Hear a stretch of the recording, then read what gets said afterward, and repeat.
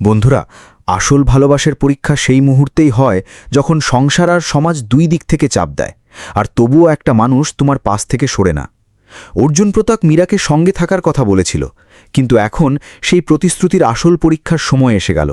আপনার কি মনে হয় ভালোবাসা জিতবে, নাকি বংশমর্যাদার দেয়াল আড়াল করে নেবে সব?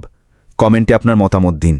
গল্পটা ভালো লাগলে লাইক করুন, চ্যানেল সাবস্ক্রাইব করুন, আর যারা আবেগের গল্প ভালোবাসেন তাদের সাথে শেয়ার করুন। চলুন দেখি মীরার জীবনে এরপর কি অপেক্ষা করছে। এখন একটাই রং বাকি ছিল, সেটা হলো ঘন অন্ধকারের কালো। নাসিকের সেই বড় হাসপাতালের সাদা কেবিনে সে শুয়েছিল নিষ্প্রাণের মতো, চোখে পুরু ব্যান্ডেজ আর বুকে চিন্তার এক অসহ্য ভার। অর্জুন প্রতাপ ওষুধ আনতে একটু আগে বাইরে গিয়েছিল। ঘরে তখন কবরের নীরবতা, শুধু স্যালাইনের ফোঁটা পড়ার শব্দ আর মনিটরের বিপ বিপ। হঠাৎ দরজা ধাক্কা দিয়ে খুলল কেউ। মীরা বুঝতে পারল পায়ের শব্দটা ভারী, গম্ভীর। সেখানে নরম ভাব নেই, আছে রাজকীয় দাপট। মীরা ভয় পেয়ে হাত ছড়িয়ে জিজ্ঞেস করল, কে এসেছেন? অর্জুন প্রতাপ, আপনি কি? কিন্তু সামনের গলার স্বর যেন ধারালো ছুরির মতো কেটে গেল কানে। চুপ থাক, আমার ছেলের নাম তোর মুখে নেওয়ার হক নেই তোর। সেই গলা শুনেই মীরার শরীর শিউরে উঠল। এ গলা দেশমুখ হাভেলির কর্ত্রী তায়া সাহেবের। তায়া সাহেব মীরার বিছানার পাশে এসে দাঁড়ালেন। তার চোখের দৃষ্টি যেন সেই অন্ধ মেয়েটাকে আগুনে পুড়িয়ে দিচ্ছিল। মেয়ে, চোখ নেই তোর, কিন্তু কান তো কাজ করে এখনও, তাহলে কান খুলে শুনে রাখ। তায়া সাহেবের কণ্ঠস্বর বরফের মতো ঠান্ডা, কিন্তু ভেতরে যেন পাথর। তুই একটা হতদরিদ্র ঘরের মেয়ে। তোর বাপ কি দিয়েছে জানি না, কিন্তু আমার অর্জুন প্রতাপ তোর জন্য পুরো বংশের বিরুদ্ধে দাঁড়িয়েছে। দেশমুখ হাভেলির বউ হওয়ার স্বপ্ন দেখছিস না তুই? কিন্তু মনে রেখে দিস, এই ঘরে কখনো এমন অক্ষম আর পরমুখাপেক্ষী কোনো মেয়ে বউ হয়ে পা রাখতে পারবে না। তুই যদি নিজে থেকে আমার ছেলের জীবন ছেড়ে না যাস, তাহলে এই দেশমুখ হাভেলির ক্ষমতা তোর ধারণার বাইরে। নিজেই তাকে না বলে দে আর চিরতরে এখান থেকে চলে যা। এটুকু বলেই তায়া সাহেব যেমন এসেছিলেন তেমনি বেরিয়ে গেলেন। কিন্তু যাওয়ার আগে মীরার বুকটা হাজার টুকরো করে দিয়ে গেলেন। মীরার এখন নিজেকেই ঘৃণা হতে লাগল। সত্যি আমি অর্জুন প্রতাপের যোগ্য নই। আমার মতো একটা অন্ধ মেয়ের জন্য ওর জীবন কেন নষ্ট হবে? মনে মনে সে একটা কঠিন সিদ্ধান্ত নিয়ে ফেলল। কিছুক্ষণ পরেই অর্জুন প্রতাপ হাতে ওষুধের ব্যাগ নিয়ে ভেতরে এলো। মীরাকে দেখে তার মুখ একটু শান্ত হলো। সে মীরার বিছানার পাশে বসল আর ভালোবেসে তার হাত নিজের হাতে নিল। মীরা, এসেছি, এখন কেমন লাগছে? কিন্তু মীরা ঝটকা দিয়ে হাত সরিয়ে নিল আর দেয়ালের দিকে মুখ ঘুরিয়ে কাঁদতে লাগল। কি হলো মীরা? কেউ কিছু বলেছে তোমাকে? কোথাও ব্যথা? অর্জুন প্রতাপ চিন্তিত হয়ে পড়ল। অর্জুন প্রতাপ, চলে যান এখান থেকে, মীরা কাঁপা গলায় বলল। আমাকে ভুলে যান, আমি আপনার যোগ্য নই। আমি একটা অন্ধ অসহায় মেয়ে। আমার কারণে দেশমুখ হাভেলির সম্মান যাবে। আমার আপনাকে বিয়ে করা হবে না। দয়া করে আমাকে আমার ভাগ্যের ভরসায় ছেড়ে দিন। অর্জুন প্রতাপ স্তব্ধ হয়ে গেল। মীরার এই কথাগুলো তার নিজের মুখ থেকে আসেনি, সেটা বুঝতে তার দেরি হল না। যে মেয়েটা সকাল পর্যন্ত তার আশ্রয়ে ছিল, সে হঠাৎ বংশ আর সম্মানের ভাষা বলছে কেন? হাসপাতালের কর্মীদের ফিসফিসানি আর ঘরের পরিবেশ থেকে অর্জুন প্রতাপ সঙ্গে সঙ্গে বুঝল যে একটু আগে তায়া সাহেব এখানে এসেছিলেন। তার চোখে এক মুহূর্তে আগুন জ্বলে উঠল, শরীর রাগে কাঁপতে লাগল, হাতের মুঠো শক্ত হয়ে গেল। আমার মা এতটা নামতে পারে? মৃত্যুর দরজা থেকে ফেরা একটা অন্ধ মেয়েকে হুমকি দিতে পারে? তার রাগ বাঁধ মানছিল না। সে মীরার মাথায় হাত রেখে শান্ত কিন্তু দৃঢ় গলায় বলল, মীরা, তুই যাই বলিস, আমি আমার কথা ফিরিয়ে নেব না। তুই এখানেই থাক, আমি এক্ষুনি আসছি। অর্জুন প্রতাপের গাড়ি ঝড়ের মতো দেশমুখ হাভেলিতে এসে থামল। সে গাড়ির দরজা প্রায় লাথি দিয়েই খুলল আর হাওয়ার বেগে বাড়িতে ঢুকল। তার সেই রুদ্র রূপ দেখে বাড়ির ভৃত্যরা ভয়ে সরে গেল। মা! অর্জুন প্রতাপের সেই বাঘের হুঙ্কারের মতো আওয়াজ পাথুরে দেয়ালে ধাক্কা খেয়ে ফিরে এলো। তায়া সাহেব বাইরের বারান্দায় শান্তভাবে বসেছিলেন। কর্তা সাহেবও সেখানেই ছিলেন। অর্জুন প্রতাপ এসে সরাসরি তায়া সাহেবের সামনে দাঁড়াল। তুমি গিয়েছিলে ওখানে, হাসপাতালে? অর্জুন প্রতাপের চোখ জ্বলছিল। তায়া সাহেব শান্ত মুখে বললেন, হ্যাঁ, গিয়েছিলাম, আর একজন মায়ের যা করা উচিত সেটাই করেছি। আমার বংশকে আর আমার ছেলেকে বাঁচাতে গিয়েছিলাম। বংশকে বাঁচাতে? অর্জুন প্রতাপ তাচ্ছিল্যের হাসি হাসল। মা, একটা অন্ধ অসহায় আর একা মেয়েকে ভয় দেখানোর সময় তোমার খানদানি মেজাজ বাঁধা দিল না? ভেবেছিলে ওকে ভয় দেখাবে, সে আমাকে ছেড়ে চলে যাবে, আর আমি চুপচাপ তুমি যে বড়লোকের মেয়ে দেখাবে তাকে বিয়ে করব? মাথা ঠিক আছে তোমার? তায়া সাহেব রেগে উঠে দাঁড়ালেন। সেই অন্ধ মেয়ে এই দেশমুখ হাবেলিতে বউ হয়ে কিভাবে থাকবে? সমাজ কি বলবে? আমার বন্ধুরা, আত্মীয়রা কি বলবে? কোনো বোধ নেই তোর? নিশ্চয়ই জাদু করেছে ওই মেয়ে তোর ওপর। জাদু ও করেনি, তোমার এই মিথ্যা অহংকার তোমার মাথায় করেছে মা। অর্জুন প্রতাপ সমানভাবে পাল্টা দিল। মা আর ছেলের এই লড়াই চরম পর্যায়ে পৌঁছল। কর্তা সাহেব মাঝখানে থামানোর চেষ্টা করলেন, কিন্তু অর্জুন প্রতাপ আজ কারও কথা শোনার অবস্থায় নেই। সে ডান হাত তুলল আর পুরো বাড়ি শুনতে পায় এমন গলায় বলল, মা, কান খুলে শুনে রাখো, মীরাই আবার স্ত্রী, ওই এই বাড়ির বউ হবে। আমার ভালোবাসার চোখের দরকার নেই, সৎ বিশ্বাসের দরকার আছে। আর যদি তোমার তাকে এই বাড়িতে না চাই, তাকে এই চৌকাঠে আনলে তোমার সম্মান যায়, তাহলে ঠিক আছে। অর্জুন প্রতাপ এক মুহূর্ত থামল, তার চোখ জলে ভরে উঠল, কিন্তু মনের জোর বজ্রের মতো অটুট। তাহলে আজ থেকে বুঝে নাও, তোমার কোনো একমাত্র ছেলে নেই। মীরা যদি এই বাড়িতে না আসে, তাহলে তোমার অর্জুন প্রতাপ আজই এই বাড়ি চিরকালের জন্য ছেড়ে যাবে, আর ফিরবে না। এই কথা শুনতেই তায়া সাহেবের পায়ের মাটি সরে গেল। কর্তা সাহেবও কেঁপে উঠলেন। অর্জুন, কি বলছিস? কিন্তু অর্জুন প্রতাপ পেছনে তাকালো না, রাগে গড়গড় করতে করতে বাইরে চলে গেল। তায়া সাহেব সেখানেই ভেঙে পড়লেন। নিজের একমাত্র ছেলে একটা মেয়ের জন্য বাড়ি ছেড়ে যাওয়ার হুমকি দেবে, এটা তাদের অহংকারের সবচেয়ে বড় চড় ছিল। পিছু হটা ছাড়া আর কোনো পথ ছিল না তাদের। দুদিন পরে মীরা হাসপাতাল থেকে ছাড়া পেল। অর্জুন প্রতাপ নিজে তাকে দেশমুখ হাভেলিতে এলো। এই দিনটাই বাড়ির ইতিহাসে সবচেয়ে আলাদা একটা দিন। অর্জুন প্রতাপের গাড়ি বাড়ির দরজায় থামল। সে দরজা খুলে অত্যন্ত আলতো করে মীরার হাত ধরে নামালো। মীরার গায়ে আজ একটা সাধারণ কিন্তু সুন্দর শাড়ি, কপালে ছোট্ট টিপ, কিন্তু চোখে চিরকালের কালো চশমা। তার পৃথিবী অন্ধকারে ডুবে থাকলেও মুখে একটা অদ্ভুত আলো ছিল। চৌকাঠে ধান রাখা ছিল, দেবঘর থেকে সানাইয়ের সুর ভেসে আসছিল। তায়া সাহেব বারান্দায় মুখ ফিরিয়ে দাঁড়িয়েছিলেন, মুখে স্পষ্ট অসন্তোষ। কিন্তু কর্তা সাহেব মনের বড়ত্ব দেখিয়ে এগিয়ে এলেন, কমলাবাইকে আরতির থালা আনতে বললেন। মীরা, আমরা বাড়ির দরজায়। অর্জুন প্রতাপ তার কানের কাছে ফিসফিস করল। সামনে চৌকাঠ, তাতে ধানের পাত্র রাখা। ডান পা বাড়িয়ে সেই পাত্রটা উল্টে দিয়ে ভেতরে পা রাখ। মীরার শরীর ভয়ে আর সংকোচে কাঁপছিল। সামনে বিশাল বাড়ি, চারদিকে মানুষ, সবকিছু তার কাছে এক ভয়ঙ্কর অন্ধকার। কিন্তু অর্জুন প্রতাপের হাত শক্ত করে তার হাত ধরেছিল। সেই স্পর্শ তাকে বেঁচে থাকার শক্তি দিচ্ছিল। কাঁপতে কাঁপতে সে ডান পা বাড়াল। পায়ের স্পর্শ লাগতেই খন করে শব্দ করে পাত্রটা উল্টে গেল। ধবধবে সাদা ধান ছড়িয়ে পড়ল চৌকাঠের ভেতরে। মীরা ডান পা রাখল বাড়িতে। সে অন্ধ ছিল, কিন্তু তার পা দুটো যেন সাক্ষাৎ লক্ষ্মীর মতো। চোখে জল থাকা সত্ত্বেও সে অর্জুন প্রতাপের আশ্রয়ে সেই হাভেলিতে প্রবেশ করল। আজ থেকে তুই এই দেশমুখ হাভেলির বউ আর আমার অর্ধাঙ্গিনী মীরা। এখন থেকে তোর প্রতিটা পদক্ষেপে এই অর্জুন প্রতাপ তোর ছায়া হয়ে থাকবে। অর্জুন প্রতাপ সবার সামনে ঘোষণা করল। মীরার সেই অন্ধকারের গৃহপ্রবেশ শুধু একটা বাড়িতে ঢোকা ছিল না, সেটা ছিল এক নতুন সংঘাতময় জীবনের শুরু। কারণ তায়া সাহেব তাকে ঘরে আসতে দিলেও মনে মনে তখনও পুত্রবধূ মানেননি, আর আসল লড়াই তখন থেকে শুরু হতে যাচ্ছিল। বন্ধুরা, পৃথিবী বলে ভালোবাসা অন্ধ, কিন্তু যখন সত্যিকারের একজন অন্ধ মানুষকে জান প্রাণ দিয়ে ভালোবাসার সময় আসে, তখন অনেকের হাতই ছুটে যায়। কিন্তু আসল পুরুষ সেই যে পুরো দুনিয়ার বিরুদ্ধে দাঁড়িয়ে তার ভালোবাসার ঢাল হয়। আপনাদের কি মনে হয়, মীরার মতো অন্ধ আর নিষ্পাপ মেয়েকে তায়া সাহেবের মতো কড়া শাশুড়ি কখনো মন থেকে মানতে পারবেন, নাকি মীরাকে সারা জীবন এই বাড়িতে ঘৃণাই সহ্য করতে হবে? কমেন্টে জানান আপনার মতামত। গল্পটা ভালো লাগলে ভিডিও লাইক করুন, চ্যানেল সাবস্ক্রাইব করুন, আর এই আবেগের গল্প শেয়ার করুন। চলুন দেখি মীরার অন্ধকারের সফরে অর্জুন প্রতাপ কিভাবে তার ছায়া হয়। দেশমুখ হাভেলির সেই বিশাল চত্বর, কাঠে খোদাই করা খুঁটি, প্যাঁচানো সিঁড়ি আর ২-৩টে বড় উঠোন। চোখ আছে এমন মানুষও নতুন অবস্থায় এই বাড়িতে রাস্তা খুঁজে পেত না। সেখানে বেচারা মীরার কি হাল হবে? মীরার চোখে এখন চিরকালের কালো চশমা। তার পুরো দুনিয়া এখন শুধু শব্দ আর স্পর্শের ওপর নির্ভর করছে।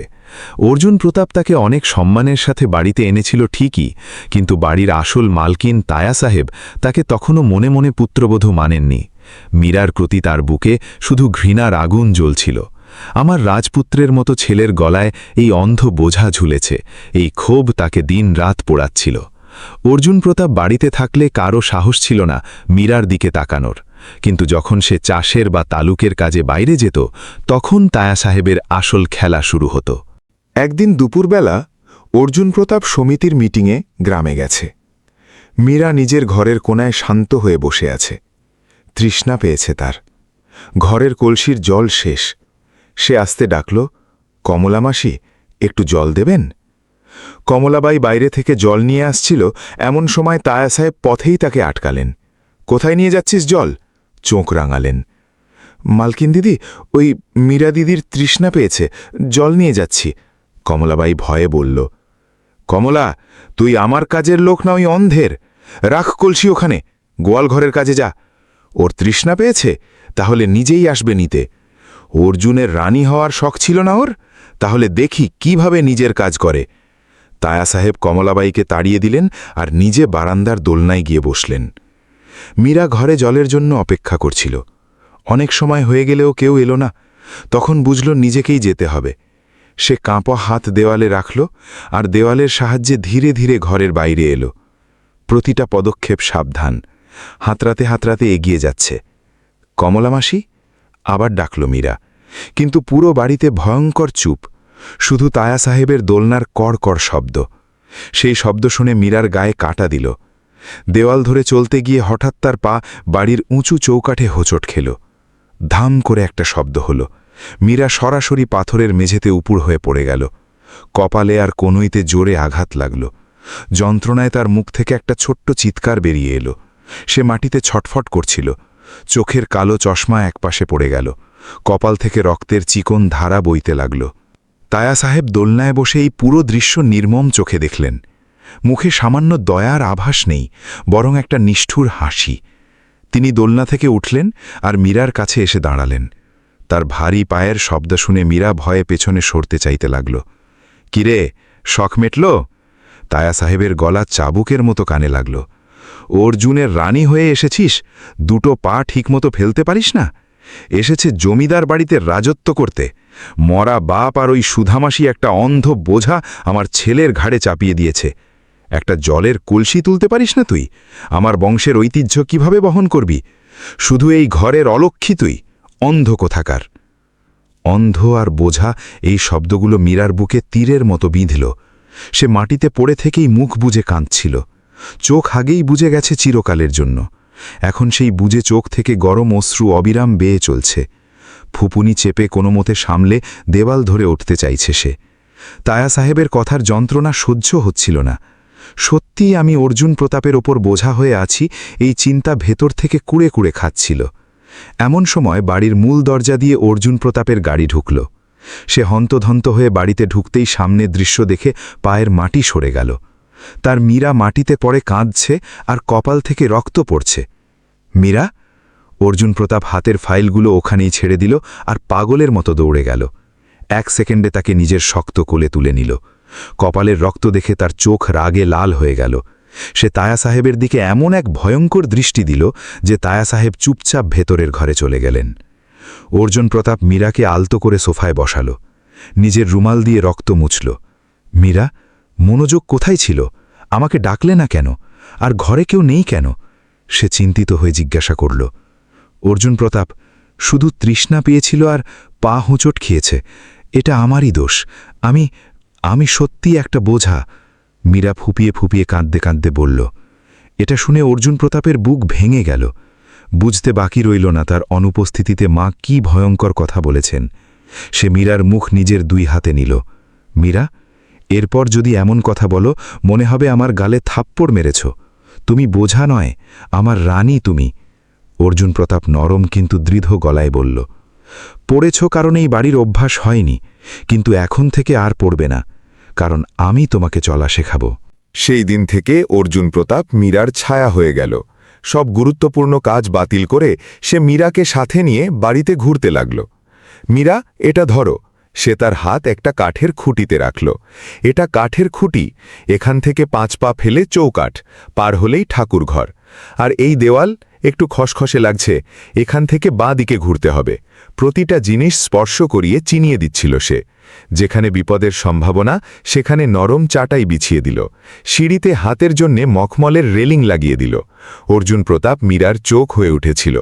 মীরার এখন অন্ধকারে ভয় লাগত না, কারণ সে জানত পড়ার আগেই সামলে নেওয়ার জন্যে অর্জুন প্রতাপের শক্ত হাত সবসময় পাশে আছে। সেই রাতের ঘটনা। বাড়িতে চারদিকে নিস্তব্ধতা। মীরা ঘরের খাটে উদাস হয়ে বসে আছে। দিনের ঘটনা আর তায়া সাহেবের কথার পর সে সকাল থেকে কিচ্ছু মুখে দেয়নি। ঘরের দরজা খুলল, অর্জুন প্রতাপ হাতে রূপার থালা নিয়ে ঢুকল। থালায় গরম ভাত, ডাল, খাঁটি ঘি আর আলুর তরকারি। ঘরে গরম ভাতের গন্ধ ছড়িয়ে পড়ল। অর্জুন প্রতাপ মীরার পাশে বসল, থালার ভাত ডাল নিজের হাতে মাখল। মীরা, হাঁ করো। একটা গ্রাস তার ঠোঁটের কাছে নিয়ে গেল। মীরা মুখ ঘুরিয়ে নিল, চোখ আবার জলে ভরে গেল। না অর্জুন প্রতাপ, খিদে নেই। তায়া সাহেব ঠিকই বলেছেন, আমি আপনার জীবন নষ্ট করছি। আপনি এত বড় দেশমুখ হাভেলির মালিক, আর আপনাকে আমার মতো অন্ধ মেয়েকে হাতে করে খাওয়াতে হচ্ছে। নিজেরই লজ্জা লাগছে, আমাকে ছেড়ে দিন। সে ফুপাতে লাগল। অর্জুন প্রতাপ সেই গ্রাস থালায় রেখে দিল। মীরাকে নিজের বুকে টেনে নিল আর শক্ত করে জড়িয়ে ধরল। একেবারে পাগল তুমি মীরা। এই দুনিয়া চোখে দেখা যায়, কিন্তু ভালোবাসা মন দিয়ে চেনা যায়। তুমি আমার লজ্জা নও, আমার গর্ব। যখন ক্লান্ত হয়ে বাড়ি ফিরি, তোমার এই নিষ্পাপ মুখ দেখলে সব ক্লান্তি উড়ে যায়। তুমি অন্ধ নও মীরা। যারা তোমার এই সৎ স্বভাব দেখতে পায় না, সেই মানুষগুলোই অন্ধ। অর্জুন প্রতাপ রুমাল দিয়ে মীরার চোখের জল মুছল। শোনো, যতক্ষণ না তুমি নিজের হাতে খাবে, এই অর্জুন প্রতাপও একটা দানাও ছোবে না। রাখব কি থালা পাশে? এটা শুনে মীরা ভয় পেয়ে গেল। না অর্জুন প্রতাপ, উপোস থাকবেন না, আমি খাচ্ছি। অর্জুন প্রতাপ মন খুলে হাসল। আবার ভাত ডালের গ্রাস তৈরি করে ভালোবেসে মীরাকে খাওয়াতে লাগল। মীরা সেই গ্রাস নিল। খাওয়ার সময় অর্জুন প্রতাপের হাতের স্পর্শ তার ঠোঁটে লাগল। সেই স্পর্শে থাকা অসীম মায়া বুঝতে পেরে মীরার চোখ থেকে আনন্দের দুটো ফোঁটা বেয়ে তার হাতে পড়ল। তায়া সাহেবের ঘৃণা এক পাশে, কিন্তু অর্জুন প্রতাপের ভালোবাসা সেই ঘৃণার চেয়ে হাজার গুণ বড় আর পবিত্র। কিন্তু নিয়তির খেলা এখনও শেষ হয়নি। মীরার জীবনে ভালোবাসার হাওয়া বইতে শুরু করলেও ওদিকে সুধামাসি আর পূজা, যারা মীরার জীবন অন্ধকারে ঠেলে দিয়েছিল, তাদের ওপর এখন কর্মের সবচেয়ে ভয়ঙ্কর আঘাত আসতে চলেছিল। ভাগ্যের লাঠি যখন শব্দ না করে নামে, তখন গোড়ায় আঘাত করে। কি হবে এখন পূজা আর সুধামাসির, দেখব পরের পর্বে। বন্ধুরা, বলে কর্মের আঘাত লাগলে শব্দ হয় না, কিন্তু যন্ত্রণা সারা জীবন থাকে। নিয়তির দরবারে দেরি হলেও বিচার মেলে, এমনভাবে মেলে যে পালানোর পথ থাকে না। আপনাদের কি মনে হয়, মীরার চোখ কেড়ে নেওয়া, তাকে মৃত্যুর মুখে ঠেলে দেওয়া পূজা আর সুধামাসিকে নিয়তি কিভাবে শাস্তি দেবে? কমেন্টে জানান। গল্পটা ভালো লাগলে লাইক করুন, চ্যানেল সাবস্ক্রাইব করুন। চলুন দেখি কর্মের এই ভয়ঙ্কর খেলা। এদিকে দেশমুখ হাভেলিতে মীরা অর্জুন প্রতাপের ভালোবাসার ছায়ায় আস্তে আস্তে সামলে উঠছিল, কিন্তু ওদিকে নারায়ণ রাও দেশপাণ্ডের পুরনো বাড়িতে হিংসা আর রাগের আগুন দিন-রাত জ্বলছিল। পূজার রাগে পাগলের মতো হয়ে গেছে। মা, সেই মীরা আজ দেশমুখ হাভেলির বউ হয়ে প্রাসাদে থাকছে, আর আমি এখানে এই স্যাঁতস্যাঁতে ঘরে পড়ছি। সেই অর্জুন প্রতাপ আমার ছিল গো। এই বলে সে আয়নার সামনে দাঁড়িয়ে নিজের ওপরই রাগ ঝাড়ছিল। সুধামাসিও বিরক্ত হয়ে উঠেছিলেন, কিন্তু অর্জুন প্রতাপের ভয়ে কিচ্ছু করতে পারছিলেন না। কিন্তু নিয়তির খেলা কে এড়াতে পারে? যা করেছ তার ফল পাবে, এটাই প্রকৃতির নিয়ম। হঠাৎ একদিন বিকেলে পূজা আয়নার সামনে দাঁড়িয়ে থাকার সময় তার চোখে ভয়ঙ্কর জ্বালা শুরু হলো, যেন কেউ জ্বলন্ত কয়লা চোখে ছুঁড়ে মেরেছে। মা গো, মা, চোখ জ্বলছে আমার! পূজা চিৎকার করে মাটিতে পড়ে গেল। পাগলের মতো নিজের চোখ ডলতে লাগল। সুধামাসি রান্নাঘর থেকে দৌড়ে এলেন। তিনি পূজার হাত সরিয়ে চোখ দেখলেন, আর বুকের স্পন্দন থমকে গেল। পূজার চোখ রক্তের মতো লাল, তা থেকে অবিরাম জল আর হলদে ময়লা বেরোচ্ছে। পূজা যন্ত্রণায় ছটফট করছে, সামনের কিছুই দেখতে পাচ্ছে না। সুধামাসি ভয় পেয়ে লোকজনের সাহায্যে পূজাকে নাসিকের সরকারি হাসপাতালে নিয়ে গেলেন। জরুরি পরীক্ষার পর ডাক্তারের মুখ গম্ভীর হয়ে গেল। মাসি, ডাক্তার ভারী গলায় বললেন, পূজার চোখে এক বিরল আর ভয়ঙ্কর রোগ হয়েছে। চোখের শিরাগুলো দ্রুত নষ্ট হয়ে যাচ্ছে। এখনই বড় আর ব্যয়বহুল অপারেশন না হলে এই মেয়ে চিরকালের জন্য অন্ধ হয়ে যাবে। চিরকালের জন্য অন্ধ, এই শব্দগুলো সুধামাসির কানে গলানো সীসার মতো ঢুকল। পূজা হাসপাতালেই কান্নার রোল তুলল। মা, না গো মা, আমি অন্ধ হতে চাই না, আমাকে বাঁচাও মা, কিছু একটা করো। সে মায়ের আঁচল ধরে পাগলের মতো কাঁদছিল। কিন্তু অপারেশনের জন্য 1.5-2 লাখ টাকা লাগবে, আর সুধা মাসির কাছে এখন একটা পয়সাও নেই। নারায়ণ রাবের সম্পত্তি উড়িয়ে দিয়েছেন, চাষের আয়ও নেই। উপায়হীন হয়ে হাসপাতালের সিঁড়িতে মাথাকুটে কাঁদছিলেন তিনি। পরিচিত জনদের কাছে হাত পাতলেন, কিন্তু কেউ সাহায্য করতে রাজি নয়। গ্রামে বাতাসের মতো এই খবর ছড়িয়ে পড়ল। মোড়ে, কুয়োর পাড়ে মানুষ খোলাখুলি বলাবলি করতে লাগল। দেখলে বোন, কর্মের ফল। সেই মা মেয়ে মিলে নিষ্পাপ মীরার প্রাণ নিতে চেয়েছিল, তার চোখ ফুটিয়ে দিল। এখন ভগবান ঠিকই লাঠি তুলেছেন। মীরাকে অন্ধ করার পাপ লেগেছে এদের। এখন পূজাও সারা জীবন অন্ধ হয়ে মরবে। ভগবানের লাঠির শব্দ নেই, কিন্তু চরটা খুব জোরে লাগে। গ্রামবাসীদের এই কথাগুলো সুধামাসির বুকে তীরের মতো বিঁধছিল। মেয়ের ছটফটানি আর মানুষের কথা শুনে নিজের পাপের অনুতাপ হতে শুরু করল। কিন্তু সময় পেরিয়ে গেছে। এই সব খবর নিতু দেশমুখ হাভেলিতে নিয়ে এলো। অর্জুন প্রতাপ বারান্দায় বসেছিল। নিতু সব জানালো। মালিক, সেই পূজা অন্ধ হওয়ার পথে। হাসপাতালে পড়ে আছে মা মেয়ে, কিন্তু চিকিৎসার একটা পয়সা নেই। মানুষ থুতু ফেলছে। মাসি রাস্তায় ভিকেরির মতো কাঁদছেন। এটা শুনে অর্জুন প্রতাপের মুখে এক কঠোর ভাব ফুটল, চোখে প্রতিশোধের ঝলক। নিতু, এটাই তাদের আসল প্রায়শ্চিত্ত। অর্জুন প্রতাপের গলা গম্ভীর। যে হাতে তারা আমার মীরাকে অন্ধকারে ঠেলে দিয়েছিল, সেই কর্মই এখন তাদের ভিক্ষে মাগতে বাধ্য করেছে। তাদের কোনো সাহায্য হবে না। হাসপাতালে পৌঁছতে দাও। প্রকৃতি তাদের পাপের শাস্তি দিয়েছে। অর্জুন প্রতাপের রাগ স্বাভাবিক ছিল। মীরার রক্তমাখা মুখ মনে পড়ছিল। কিন্তু এমন সময় ভেতরের ঘর থেকে লাঠির সাহায্য নিয়ে দেওয়াল হাতড়ে মীরা সেখানে এলো। সে সব কথা শুনেছিল। আস্তে আস্তে অর্জুন প্রতাপের কাছে এলো আর ভালোবেসে তার হাত ধরল। অর্জুন প্রতাপ, মীরার গলা শান্ত, নির্মল আর নরম। তারা যা ভোগ করছে তা তাদের কর্মের ফল হতে পারে, কিন্তু তাই বলে আমরা আমাদের মানুষত্ব কেন ছাড়ব? মীরা, বুঝতে পারছো কি বলছো? অর্জুন প্রতাপ অবাক আর রাগ দুটোই প্রকাশ করল। তারা তোমার প্রাণ নিতে চেয়েছিল, তোমার চোখ কেড়ে নিয়েছে, সারা জীবনের জন্য অন্ধকারে ঠেলে দিয়েছে, আর তুমি বলছো তাদের সাহায্য করতে? হ্যাঁ অর্জুন প্রতাপ।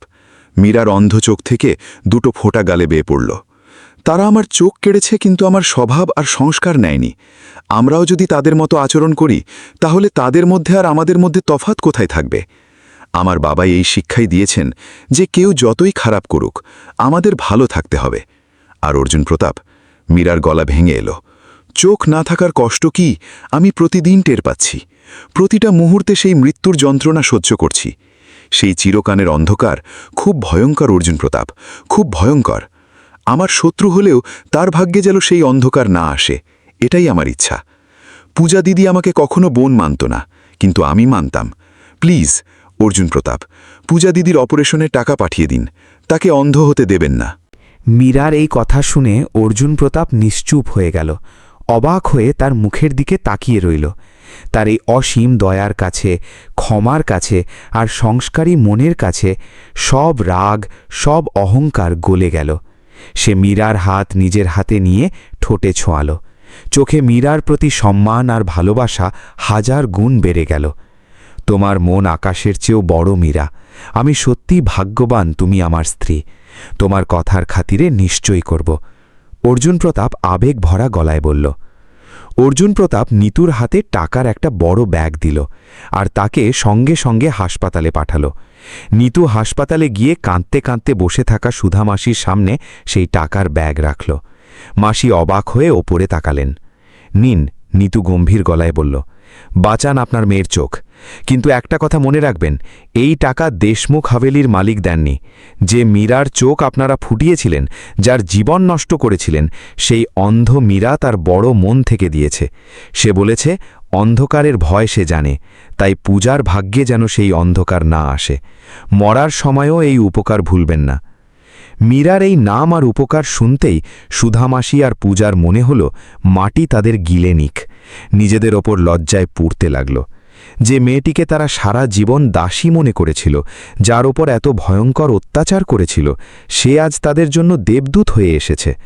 অনুতাপের আগুনে সুধামাসি আর পূজা পুড়ে ছাই হয়ে যাচ্ছিল। পূজা 2 হাতে মুখ ঢেকে অঝরে কাঁদতে লাগল। তারা তাদের কর্ম আর পাপের সবচেয়ে ভয়ঙ্কর ফল সেখানেই দেখল। মীরার এটা কোনো প্রতিশোধ ছিল না, এটা ছিল মানুষত্বের এমন এক চর যা সেই দুজনকে চিরকালের জন্য মাটিতে নামিয়ে আনল। গল্প এখন এক আবেগঘন মোড় নিয়েছে, কিন্তু দেশমুখ হাভেলিতে মীরার জন্য সামনে কি অপেক্ষা করছে দেখতে পরের পর্বের অপেক্ষা করুন। বন্ধুরা, মাতৃত্ব হল নারীর জীবনের সবচেয়ে সুন্দর মুহূর্ত। 9 মাস পেটে বড় করা সন্তানকে প্রথমবার দেখার জন্য প্রতিটা মায়ের চোখ আকুল হয়ে থাকে। কিন্তু কোনো মা যদি নিজের সন্তানের মুখ দেখতে না পান, তার বুকের কি অবস্থা হবে? আপনাদের কি মনে হয়, মীরার এই দুঃখ কি অর্জুন প্রতাপ তার ভালোবাসা দিয়ে ভরিয়ে দিতে পারবে? কমেন্টে জানান। গল্পটা ভালো লাগলে এখনই লাইক করুন আর চ্যানেল সাবস্ক্রাইব করুন। চলুন মীরার জীবনের সেই আবেগঘন মুহূর্তের সাক্ষী হই। গল্পের কয়েক মাস কেটে গেছে। সুধামাসি আর পূজা তাদের কর্মের ফল ভোগ করছিল, কিন্তু দেশমুখ হাভেলিতে এক নতুন আশার আলো ফুটেছিল। মীরা গর্ভবতী। হাভেলিতে তার জন্য এখন বিশেষ যত্ন নেওয়া হচ্ছিল। অর্জুন প্রতাপ একজন বিশেষ নার্সের ব্যবস্থা করেছিল। তায়া সাহেব মনে মনে এখনও অসন্তুষ্ট থাকলেও নিজের বংশের প্রদীপ আসছে ভেবে প্রকাশ্যে খোঁটা দেওয়া বন্ধ করেছিলেন। কর্তা সাহেবের আনন্দের সীমা ছিল না। আর সেই শুভ দিনটা এলো। বাড়ির পেছনের ঘর থেকে এক ছোট্ট প্রাণের মিষ্টি কান্নার শব্দ ভেসে এলো, আর পুরো হাভেলিতে আনন্দের ঢেউ খেলে গেল। মালিক, ছেলে হয়েছে, দেশমুখ বংশের প্রদীপ এসেছে। নার্স বাইরে এসে আনন্দ করে খবর দিল। কর্তা সাহেব গ্রামে মিষ্টি বিতরণ শুরু করলেন। সানাই বাদ্য বাজতে লাগল। অর্জুন প্রতাপের মুখে বাবা হওয়ার অসীম আনন্দ ছড়িয়ে পড়েছিল। পাগলের মতো দৌড়ে সেই ঘরে গেল। ভেতরে বিছানায় মীরা ক্লান্ত, ঘামে ভেজা। পাশেই নরম কাপড়ে জড়ানো সেই ছোট্ট শিশু ঘুমাচ্ছে। কিন্তু মীরার মুখে মাতৃত্বের আনন্দ নেই, বরং সেখানে এক ভয়ঙ্কর দুঃখ, অসহ্য যন্ত্রণা। মীরা 2 হাতে মুখ ঢেকে অঝরে কাঁদছে। ফুপানির শব্দ পুরো ঘরে প্রতিধ্বনিত হচ্ছে। অর্জুন প্রতাপ, কি হয়েছে? কাঁদছ কেন? কোথাও ব্যথা করছে? অর্জুন প্রতাপ ভয়ে তার কাছে গেল আর জড়িয়ে ধরল। মীরা কাঁদতে কাঁদতে তার বুকে মাথা রাখল। গলা বুঝে এসেছিল। অর্জুন প্রতাপ, আমাকে বাঁচান, বুকটা ফেটে যাচ্ছে। আমি কত কম ভাগ্যের মা, তাই না? ভগবান মা হওয়ার সুখ তো দিলেন, কিন্তু নিজের সন্তানের মুখ দেখার ভাগ্য দিলেন না। 9 মাস যাকে নিজের রক্ত দিয়ে বড় করলাম, সে দেখতে কেমন তা আমি কখনোই দেখতে পাব না। অর্জুন প্রতাপ, আমি একটা অন্ধ মা। তার সেই আর্তনাদ, সেই আকুল কান্না শুনে অর্জুন প্রতাপের চোখ জলে ভরে গেল। কলিজের টুকরো কাছে থাকা সত্ত্বেও দেখতে না পাওয়ার এই দুঃখ আকাশের চেয়েও বড়। অর্জুন প্রতাপ আলতো করে নিজের চোখের জল মুছল। মীরার মুখ নিজের হাতে নিয়ে চোখের জল মুছল। শান্ত হও মীরা, তুমি কম ভাগ্যের নও। তুমি এই পৃথিবীর সবচেয়ে সুন্দর আর ভাগ্যবতী মা। মনে হচ্ছে তুমি সন্তানকে দেখতে পাচ্ছ না? এসো। অর্জুন প্রতাপ বিছানা থেকে সেই ফুটফুটে শিশুটিকে অত্যন্ত আলতো করে তুলে নিল আর মীরার কোলে দিল। শিশুর সেই নরম কোমল স্পর্শ পেতেই মীরার শরীরে বাৎসল্যের এক বিদ্যুৎ খেলে গেল। তার কাঁপা হাত শিশুর মুখে ছোট ছোট হাতের উপর বুলাতে লাগল। শিশুটা ঘুমের মধ্যেই হাত পা নাড়াল। মীরা, অর্জুন প্রতাপের গলা ধীর, গভীর আর মায়াবী। এই দেখো মীরা, আমাদের ছেলে একদম হুবহু তোমার মতো দেখতে। এই ছোট্ট চোখ দুটো আছে না, একদম তোমার মতো বড় বড় আর মায়াবী। ও যখন চোখ খুলে আমার দিকে তাকায়, আমি ওর মধ্যে তোমারই সেই নিষ্পাপ রূপ দেখতে পাই। আর এই দেখো, এই ছোট্ট বাঁকা নাকটা একদম তোমার মতো। মীরা মনোযোগ দিয়ে শুনছিল। তার হাত শিশুর নাকে মুখে ঘুরছিল, আর অর্জুন প্রতাপ যা বলছিল সেই ছবি তার বন্ধ চোখের সামনে ভেসে উঠছিল। অর্জুন প্রতাপ আরও বলল, ওর গাল দুটো নরম আর লালচে, গোলাপের পাপড়ির মতো, আর ঠোঁটে এখন একটা মিষ্টি হাসি। একদম তোমার মতো হাসছে মীরা, শান্ত আর খিলখিল করে। ও তোমার কোলের স্পর্শ চিনতে পেরেছে। তুমি ওকে দেখতে পাচ্ছ না মীরা, কিন্তু ও তোমাকে নিজের চোখে জমিয়ে রেখেছে। অর্জুন প্রতাপের এই কথা শুনে মীরার মুখের দুঃখের ছায়া মিলিয়ে গেল। সেখানে ফুটে উঠল এক মায়ের অসীম তৃপ্তির হাসি। অন্ধকারের জায়গায় এখন মাতৃত্বের আলো। সে আলতো করে নিচু হয়ে সেই কোমল প্রাণের কপালে চুমু খেল। অর্জুন প্রতাপ, আপনিই আমার চোখ। আপনার কথায় আমি আমার পুরো দুনিয়া দেখলাম, আমার সন্তানকে দেখলাম। মীরা অশ্রুভরা চোখে হেসে বলল। অর্জুন প্রতাপ দুজনকে নিজের বুকে জড়িয়ে ধরল। দেশমুখ হাভেলির সেই অন্ধকার কোণ আজ ভালোবাসা আর বাৎসল্যের আলোয় উজ্জ্বল হয়ে উঠল। কিন্তু বন্ধুরা বলে জীবন যখন খুব সুন্দর মনে হতে শুরু করে তখনই নিয়তি তার সবচেয়ে ভয়ঙ্কর চাল চালে। হাভেলিতে শিশুর আগমনে আনন্দ উপচে পড়ছিল, কিন্তু এই আনন্দে শীঘ্রই এমন ভয়ঙ্কর ঘটনা ঘটতে চলেছিল যা কেউ ভাবেনি। আপনাদের কি মনে হয়, হিংসায় জ্বলে থাকা পূজা আর সুধামাসি তাদের শেষ চালটা চালতে সফল হবে? কমেন্টে জানান। গল্পটা ভালো লাগলে এক্ষুনি লাইক করুন আর চ্যানেল সাবস্ক্রাইব করুন। চলুন মীরার জীবনের সেই কাল রাতের রোমাঞ্চ অনুভব করি।